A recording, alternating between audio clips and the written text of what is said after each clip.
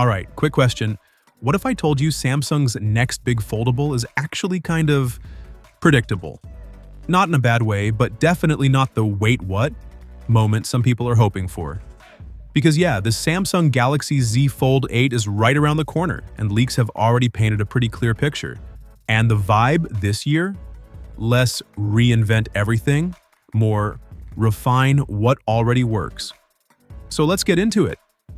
First up, timing. If leaks are on point, Samsung's next Samsung Galaxy Unpacked is landing around July 22nd, and London is rumored to be the host city. And this isn't just a small refresh event either, we're talking a full lineup. The Fold 8, a wider version of it, the Flip 8 new XR glasses, and the Watch 9 all dropping together. Basically Samsung saying, here's our entire future all at once. Now design. And this is where things get a bit spicy. At first glance, the Fold 8 looks almost identical to the Fold 7. Same overall shape, same triple camera layout in that pill-shaped module, still sitting in the top left corner. And yes, the camera bump is still very much there. So if you're the type who gets annoyed by your phone wobbling on a table, nothing's changing here. You've got a flat aluminum frame, sharp edges, buttons on the right, power below volume, pretty standard stuff. Both displays are flat, bezels are nice and slim, and the inner screen still has those slightly raised edges to protect it when folded. The front camera cutout is smaller this time, which is nice, and the inner one sits slightly off to the right instead of dead center. So visually, safe. Very safe. But under the hood is where Samsung is doing the actual work. This thing is expected to run on the Qualcomm Snapdragon 8 Gen 5 for Galaxy, which is basically the overclocked, Samsung-optimized version of Qualcomm's latest chip. And importantly, it looks like this will be the only chip globally. No region-based differences this time.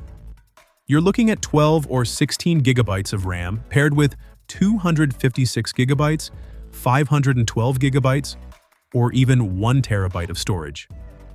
So yeah, performance is not going to be the problem here. Displays are also getting some love.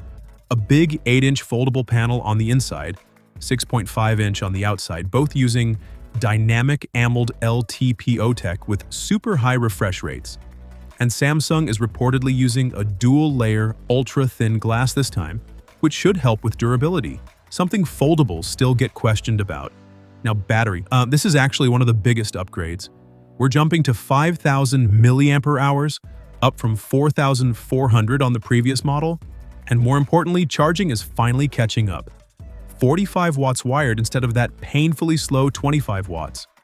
That alone is the kind of upgrade you'll actually notice day to day. Cameras are interesting too.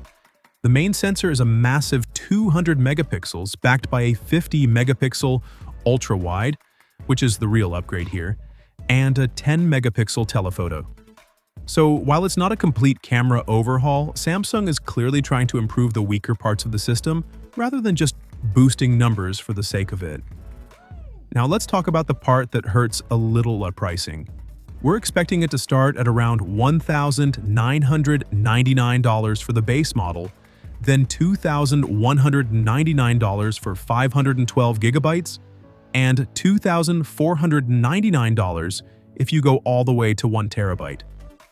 So yeah, still very much in this costs more than your laptop territory. And Samsung has hinted that rising component costs could still push that even higher. So here's the real question. Is it worth upgrading if you already have the Samsung Galaxy Z Fold 7? Honestly, probably not.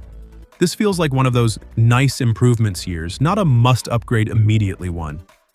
You're getting better battery, faster charging, a bit more power, and a slightly improved camera setup. But nothing that completely changes the experience. But if you're on something older, like a Fold 6 or earlier, this starts to make a lot more sense. You're getting improvements across pretty much every area that actually matters, so yeah. The Fold 8 isn't trying to shock you, it's trying to perfect itself. And honestly, that might be exactly what foldables need right now. But I'm curious, if you were dropping $2,000 on a phone, would this be it? Or are you waiting for something more dramatic? Either way, July is going to be packed.